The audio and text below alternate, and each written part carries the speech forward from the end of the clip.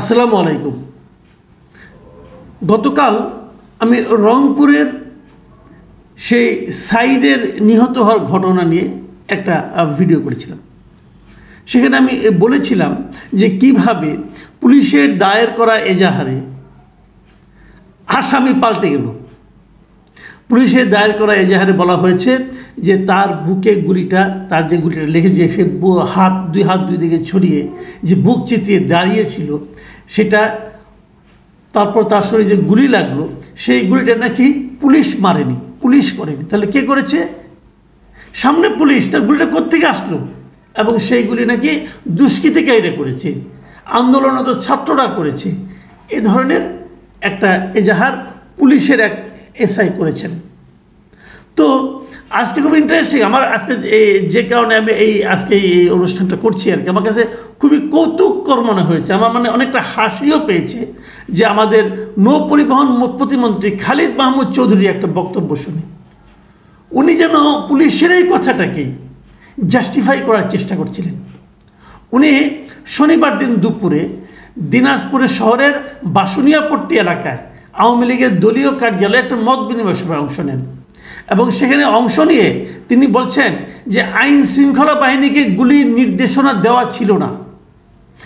আইন শৃঙ্খলা বাহিনী যারা ছিল, পুলিশ অথবা যারা র্যাব যারাই থাকুক, তাদেরকে গুলি করতে বলা হয় নাই, গুলির নির্দেশনাই দেওয়া ছিল না। এটা নৌ পরিবহন প্রতিমন্ত্রী বলেছেন। এবং এটা বলতে যে উনি কী বলেছেন আমি আপনাদের পড়ে শোনাই, তারপরে আমি ব্যাখ্যা করি।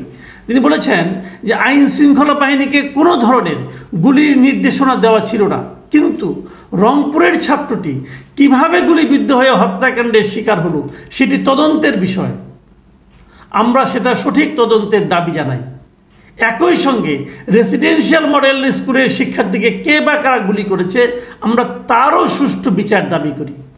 কারণ ওই শিক্ষার্থী যেখানে গুলিবিদ্ধ হয়েছে সেখানে তার যাওয়ার কথা নয়। দুটো প্রসঙ্গ কিন্তু, তার উনি বলতে যাচ্ছেন এই দুটোগুলোর কোনোটাই আইন শৃঙ্খলা বাহিনী করেনি। কেন করেনি? যে তাদেরকে কোনো গুলি করার নির্দেশনাই দেওয়া ছিল না। তার কে করেছে? তার বিএনপির লোক করেছে, অথবা জামাত করেছে, অথবা কোনো জঙ্গি করেছে, অথবা আন্দোলনরত শিক্ষার্থীরা করেছে, অথবা কোনো দুষ্কৃতিকারী করেছে। পুলিশ না, র্যাব না, আইন শৃঙ্খলা বাহিনীর কেউ না। আচ্ছা, খুব ভালো কথা। তাহলে ব্যাপারটা দাঁড়ালোটা কি?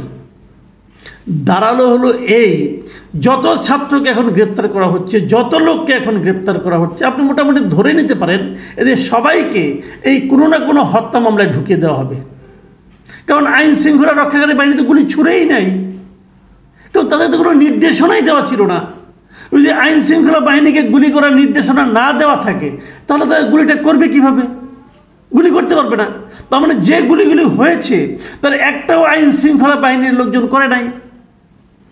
মন্ত্রীর কথা হলো যদি তাই মনে হচ্ছে, হেলিকপ্টার থেকে যে গুলি করা হলো সেটা তাহলে ওরা আইন শৃঙ্খলা বাহিনীর লোক না, অন্য কারো হবে নাকি? অন্য দেশ থেকে আসছে, অন্য দেশ প্রতিবেশী দেশ থেকে আসছে নাকি? তারা গুলি করছে?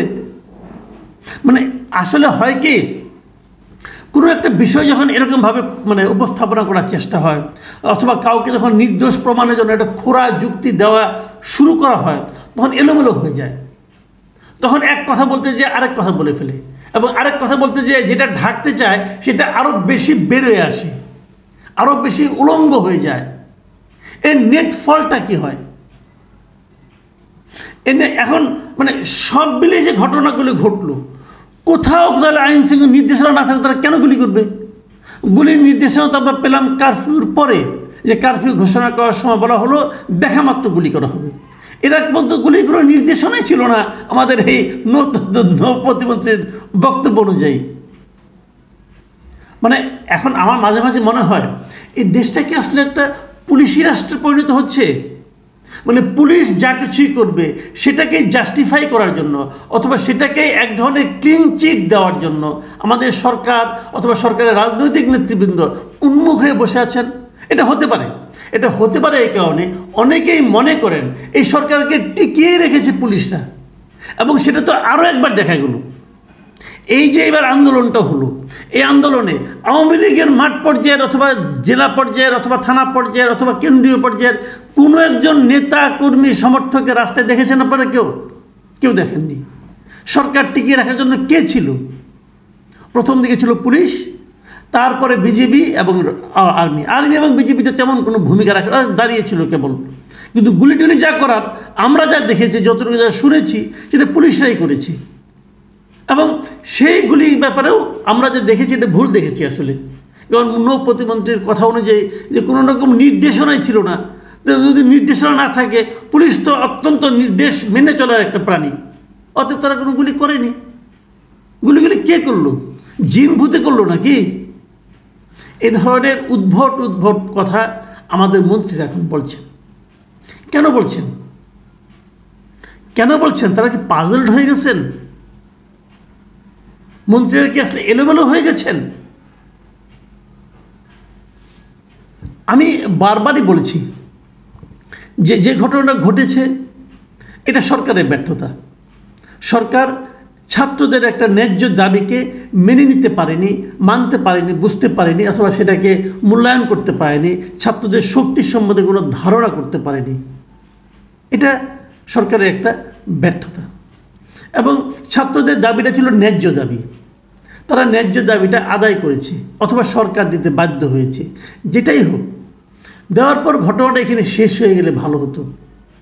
এখন যেভাবে এই বিষয়টা নিয়ে নানা রকম পেঁচানো হচ্ছে, নানাভাবে নতুন ইস্যু তৈরি করা হচ্ছে, পুলিশরা গুলি করে নাই বলে প্রচারের চেষ্টা হচ্ছে, ছাত্ররা সবাই সন্ত্রাসী ছিল, এই ধরনের কথা বলা হচ্ছে, এই যে বলাবলিগুলি হচ্ছে, এবং এটা বলার মাধ্যমে সারা দেশে যে সিচুয়েশন তৈরি করা হচ্ছে, এতে মনে হচ্ছে সরকার আসলে ছাত্রদেরকে প্রতিপক্ষ মনে করছে, এদেশের সাধারণ মানুষকে প্রতিপক্ষ মনে করছে, এবং তাদেরকে একটু শিক্ষা দিতে চায় যেন সরকার।